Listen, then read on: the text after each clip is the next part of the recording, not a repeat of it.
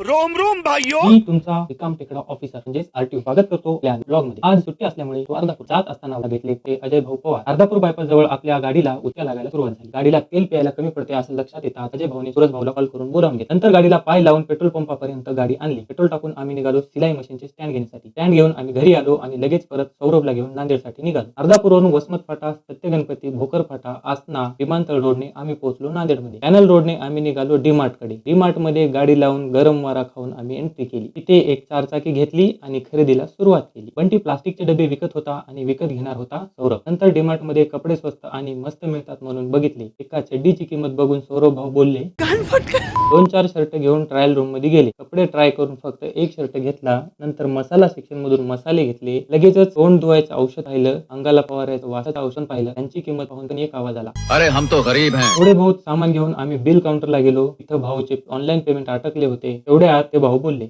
अबे जल्दी बोल, कल सुबह पनवेल निकलना है. असं म्हणताच लगेच पेमेंट झाले. सामान आणि बिल घेऊन आम्ही थंड वारा खाऊन बाहेर निघालो. बाहेर येऊन एक वेल्फी म्हणजेच व्हिडिओ सेल्फी घेतली आणि निघालो घराच्या वाटेने. आपला व्लॉग कसा वाटला कमेंट करून नक्की सांगा आणि लाईक आणि सबस्क्राईब करायला विसरू नका. तोपर्यंत नमस्कार.